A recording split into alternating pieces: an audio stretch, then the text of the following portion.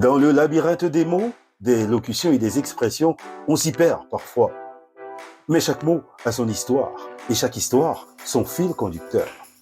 Sur la chaîne YouTube JC Group, je vous propose Le Fil d'Ariane, le podcast qui vous donne la clé pour comprendre les expressions françaises, une à la fois, un jour à la fois. Le Fil d'Ariane, votre rendez-vous quotidien sur JC Group. Bonjour à tous, je m'appelle Israël Jackie Cantave. Bienvenue dans ce nouveau numéro dédié aux mots, aux locutions et aux expressions. Comme chaque jour, je vous propose d'effectuer ce voyage intergénérationnel consacré à la magie des mots et des expressions. Une machine à remonter le temps pour comprendre l'histoire et la mythologie et placer dans leur contexte les plus belles phrases exprimées par les esprits anciens, mais qui permettent de raconter des histoires contemporaines. Voici Le Fil d'Ariane. Le Fil d'Ariane, du lundi au vendredi sur la chaîne YouTube de IJC Group.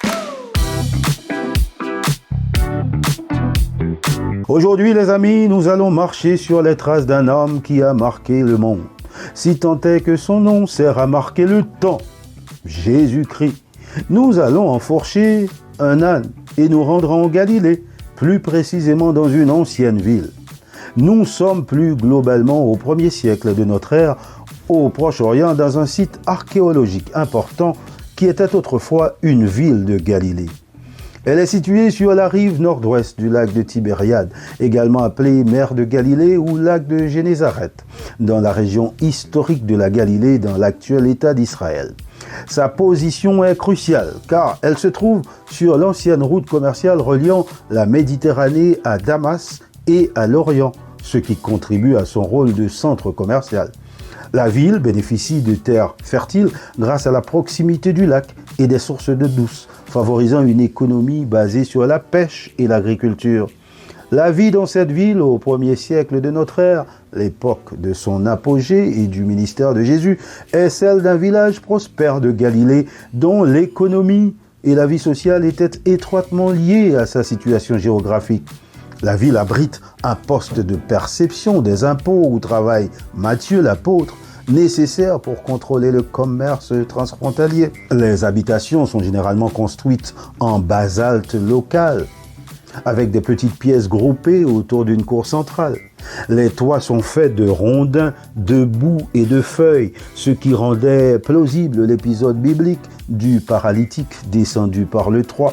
Une maison particulière est devenue célèbre pour avoir été la résidence de l'apôtre Pierre et probablement le lieu de séjour de Jésus de Nazareth. Elle est unique car elle a été transformée en lieu de culte dès la fin du 1er siècle, les murs originaux étant conservés. Au cœur de la vie communautaire se trouve la synagogue, le centre social et religieux. La synagogue monumentale que l'on voit aujourd'hui a été construite plus tard, au 5e siècle, mais elle repose sur les fondations de celle où Jésus enseignait. Elle servait d'école, de lieu de culte et de rassemblement. La ville, de par son importance et l'affluence de pèlerins, marchands et malades qui s'y pressaient pour voir Jésus, était caractérisée par un va-et-vient constant, un encombrement et une agitation. Bienvenue à Capharnaüm, la ville où règne un désordre constant et un chaos perpétuel. Le Fil d'Ariane, votre rendez-vous quotidien. L'association entre Capharnaüm et Jésus-Christ est centrale et provient directement des évangiles du Nouveau Testament, où la ville est décrite comme le lieu de résidence et le centre du ministère de Jésus en Galilée. L'association est donc d'ordre historique et théologique. Sans Capharnaüm, une grande partie du récit de la vie publique de Jésus ne pourrait être racontée. C'est pourquoi elle est souvent appelée la ville du Christ par les pèlerins. Aujourd'hui, le mot Capharnaüm est un nom masculin qui désigne un lieu en désordre extrême ou un amoncellement chaotique d'objets.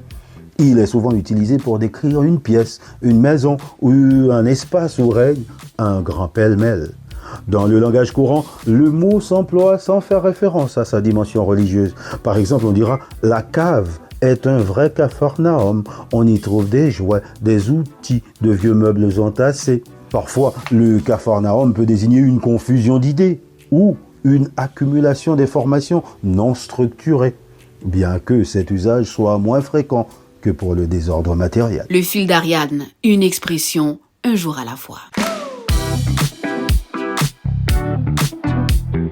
Et voilà les amis, le fil d'Ariane, c'est fini pour aujourd'hui. Je vous retrouve demain et cette fois nous quitterons petit à petit la ville de Capharnaüm pour repartir au début, là où tout a commencé, au point de départ, au chaos.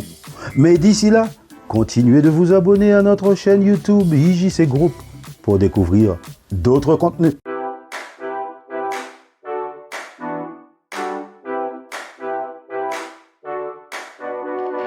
Dans le labyrinthe des mots, des locutions et des expressions, on s'y perd parfois. Mais chaque mot a son histoire, et chaque histoire, son fil conducteur. Sur la chaîne YouTube IJC Group, je vous propose le fil d'Ariane, le podcast qui vous donne la clé pour comprendre les expressions françaises, une à la fois, un jour à la fois. Le fil d'Ariane, votre rendez-vous quotidien sur IJC Group.